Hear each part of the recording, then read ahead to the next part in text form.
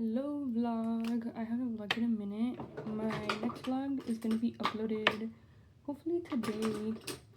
I'm getting ready to film a video for class. Actually, I think I'm running out. I need to go buy this. Okay, cool. I'm filming a video for class today, so I'm trying to get ready. So it's a week past surgery officially. It's been 1 week. And I'm feeling okay today. I don't feel the worst, but waking up is definitely the harder part of the day. Oh my god. Okay, so I tried a new primer. I tried this one and this one. My face is kind of feeling itchy, so that's a little concerning. I'm not really turning red, but weird. I don't typically react to things that I know of. I don't really have allergic reactions to anything, so this is new, but definitely a little cray. I'm not gonna do like crazy makeup, so the get ready with me might be a little short on that end, but I did want to talk about everything, like the surgery, the biopsy, and really get into it, because I feel like I talked about it a little bit in my vlog, but to really like get into it and really let you guys know kind of the process and everything that happened and just everything. Like, it was a lot from the moment I discovered them to now. So basically, I discovered I had a lump on my chest when I was 19 on my left side. That was really scary at 19, because you wouldn't think this would happen to you. You also kind of are in a mindset of, I just graduated high school, I'm just starting college, like what is going on? And it had been like a year into my adult life, so obviously that's not what I'm thinking is gonna happen. Like, I'm prepping for like all the fun things, summer's coming up, it was Easter, so it was really crazy that I found it. It was just really painful. So I immediately booked an appointment for the doctors to get this evaluated, and I am sent to a hospital to get an ultrasound done, where we find out it is like 4 centimeters, 3 centimeters, nearing 4 centimeters. I am told by these doctors that everything is fine, that I do not need to proceed, that nothing else needs to be done, that it's not really a concern. So you say, okay, like that's fine. Like, if it's not a concern and you say it's not a concern, I'm not going to be concerned, because why would I be concerned if you don't think it's a concern? A year later, literally a year later, I'm 20 years old. I go for a physical. This is why it's so important to go every year for your physical. I recently went for mine.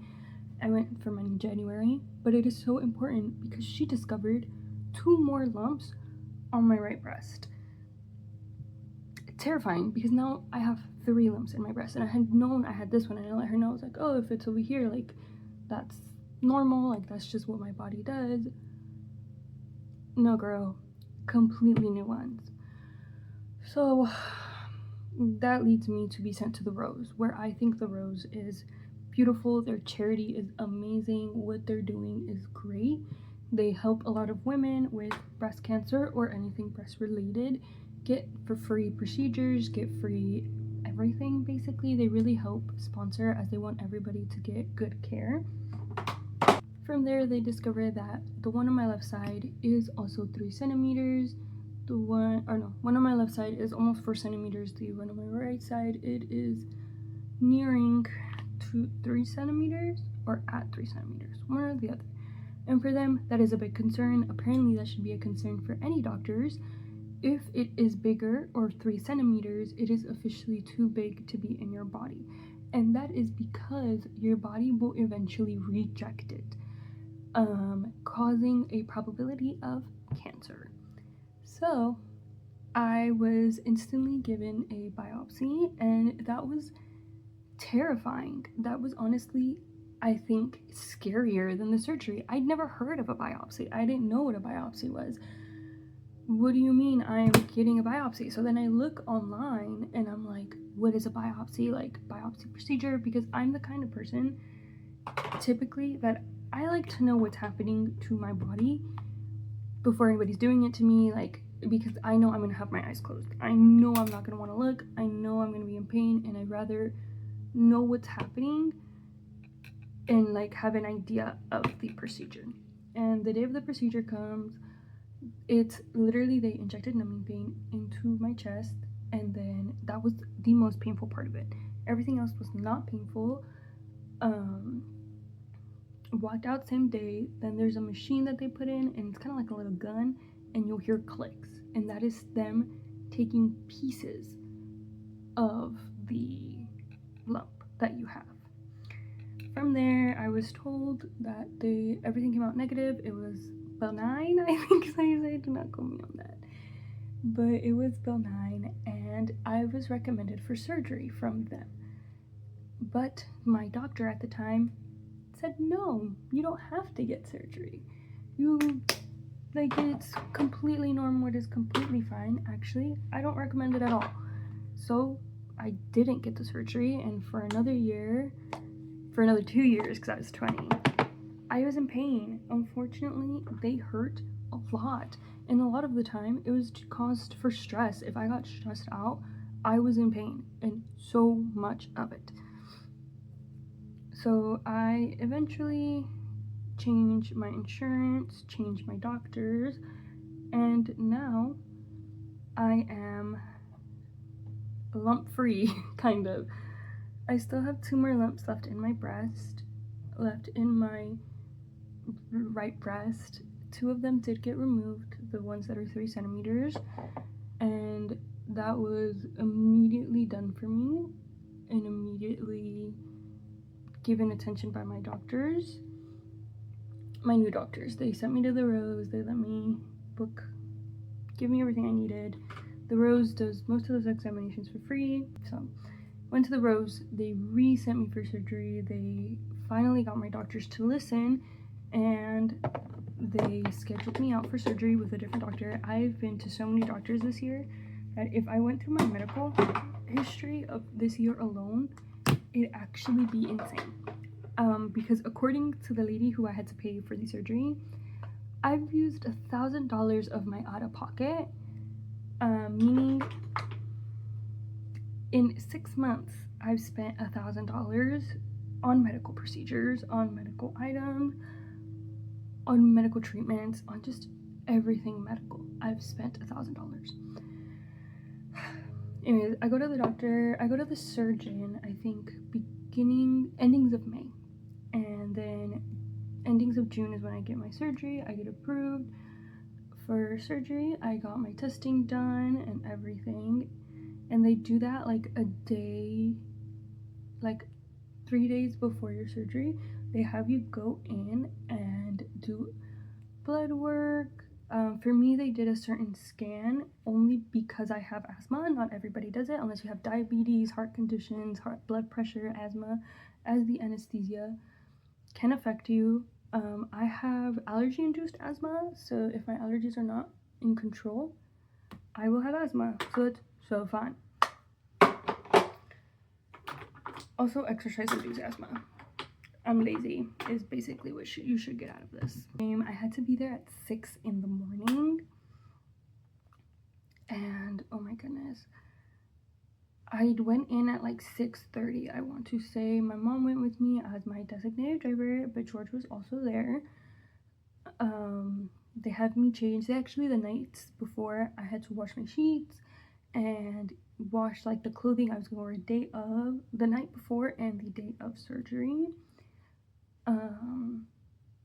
I had to shower with like very specific antibacterial soap that like even on the warning it's like, don't get it near your eyes, it can cause blindness, do not drink it, it is toxic, don't let it in your ears, it can make you die. Like so many warnings on it that you're wondering, why are they making me shower with this? Lord knows. But I end up doing it. I had to do it the night of and the morning of, and I went in. I couldn't eat anything past midnight the night before. Oh my goodness, I remember being so nervous, like so scared, and everything is fine. Like I am very lucky, like, thank the Lord that everything was fine. You go in, you get changed, they give you more antibacterial stuff, which I'm honestly really grateful that they do that, because it's, as a person who I wouldn't say a hypochondriac, but I definitely worry that things are going to go wrong, or that I'm going to get sick, or something's going to happen. And as I do a lot of research, I'm like, what if I get a bacteria? What if I get an infection? So they have you change into the gown you're going to wear before. They give you wipes, disinfecting wipes, to use all over your body, and I did. I used it all the way down on my legs, even though nobody was going to be my legs. I just want it to be the safest as possible. I got the sweetest nurse. Honestly, everybody at that hospital was so kind, so nice to me from the moment I walked in. Even the security, when I went to do my pre-blood work, the security guard was so nice to me. She was so nice to me. She led me right where I needed to be, and the people at the front desk, finance department, every single nurse I talked to, the kindest people ever there. I went to the HCA hospital at Southwest, I believe. Couldn't have asked for a better team on their end, honestly. And oh my god, I'm blanking. So they take me in, they have me answer the same question like 500 times. And the nurse lets me know, hey, we're gonna ask you questions like 500 times. And that is just to ensure that they're on the same page and they're making sure they're with the right patient, because they don't want to have any mix-ups, give the wrong person the wrong thing. So I was asked my name, date of birth, and what I was doing there, and who my emergency contact was. Which my mom was in there with me. Luckily, I did not go in by myself. My mom says it was 8. I honestly did not know the time. I was kind of just really nervous. Oh my goodness, I completely forgot. So I had been hospitalized one time before. Well, like, surgery hospitalized one time before, but I was 3. So I obviously don't remember a single thing. They put the IV in my hand.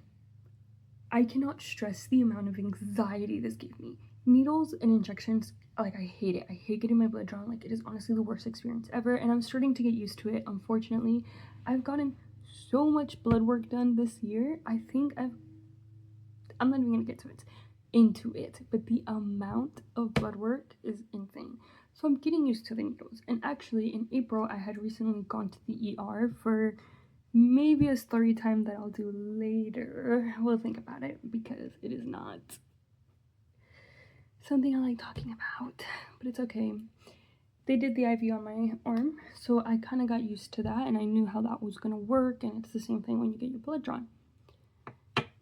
She then just grips me here with the band, and she's like, it's going to be tight, but I have to wake up that vein, which is crazy, wake up a vein in my arm, and I start freaking out.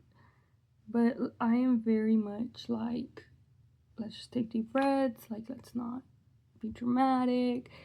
I don't like to be an issue to everybody else. I'll be an issue to myself, and I'll be like a problem to, like, I'll complain about it later. But in that moment, I was like, no, like, let me actually not be the biggest baby. Like, I'm about to get surgery. Like, I cannot be complaining over this needle. So I let her do it. It hurt so bad. If you've never gotten in your hand, brace yourself. It is painful, but I am a wimp. I am the biggest wimp ever. I am the biggest baby ever. I literally cannot stand a single thing. And I didn't know how to be like, girl, this hurts.